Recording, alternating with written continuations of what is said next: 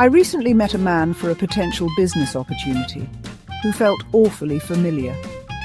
It was a good feeling, but also felt too good to be true. I felt admiration and positive feelings, but communication was a bit awkward. He'd say one thing, I'd hear another, and a few days later, whatever I thought we committed felt unreal. Meeting him always left me with a tense and restless feeling. Nothing was wrong, but something just didn't feel right. I decided to get a tarot reading to check if we had a past life. Interesting. 6 of Cups, 2 of Cups, Knight of Cups and 6 of Pentacles came up. I don't know if that ever happens to you, but I felt a bit confused. In this life, I didn't have any history with this man. The 6 of Cups pointed to a past life. My eyes were drawn to this card. I had a little time last New Year's Eve to reflect on what that whole story was about. I closed my eyes and meditated on the sounds, and found myself standing in the front yard of a castle. I am dressed in a long dress. The sky is light blue and the clouds are far away. I can smell a faint smell of flowers.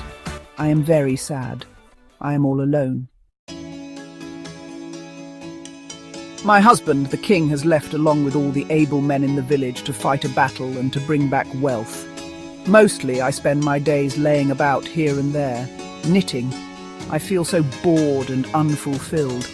I see in my mind's eye that I have long brown hair.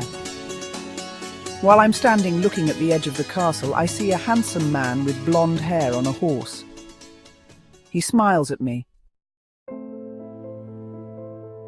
He gets down the horse and somehow we start talking. He sings bawdy songs. I enjoy spending hours in the forest and then in the secret rooms in the castle with him. We become lovers. I become pregnant with his child. Around this time, my husband returns. I am 5 months pregnant. My husband looks stunned. I still remember the look on his face as he realizes that I, his queenly wife, was unfaithful. His tears well up and fall down my face.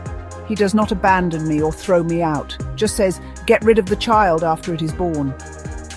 He does not want to know who my lover was/is. I search for my lover and find him. I tell him, he has to take our child. He is our love child. He says no, he can't take the child. He will leave the village to avoid a fight. Please get rid of the baby, he says. In 3 or so months, the child is born. 3 months of endless tears. I give the baby away to a trusted servant to be raised as their child. The child is a beautiful baby boy. I tell the servant, "Do not let me see him."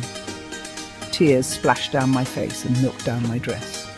I steal away sometimes to take the milk out and soak it into a cloth to be squeezed into the baby's mouth, until a few months later the milk dries up. I am pregnant again with the king's child, but my love child has neither father nor mother. I see him once or twice as a small child, and a strange emptiness comes over my heart. When he is near, I smell the smell of sweet honeysuckle flowers, the way his father stole my heart. I swallow the grief. I have other children, but they are like the king, stocky and pleasant. My love child is beautiful, with delicate fingers, blonde hair, and penetrating sea-green eyes. His eyes see my soul. My affair is not his fault, but he takes my pain. He lives a life as a maidservant's illegitimate child and grows up as one of them. I turn to God, to spirituality to help carry my sorrow, often staying up late at night, begging for forgiveness.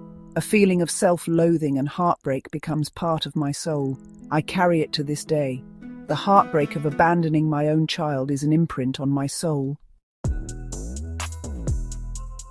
Ironically, in this lifetime, when I meet the king from that life, he told me he didn't trust me and that I didn't trust him. Perhaps we both knew why we met. I had wronged him and he had wronged my child. That was our karmic tie. After seeing the past life, I knew why we met again. It was time to forgive each other's mistakes and let go. I felt peaceful, because this lifetime explained my choices. In this life I had healed my karma and learned the karmic lesson of responsibility. My soul had evolved beyond the guilt, sorrow and shame of that life because I had taken full responsibility for my choices.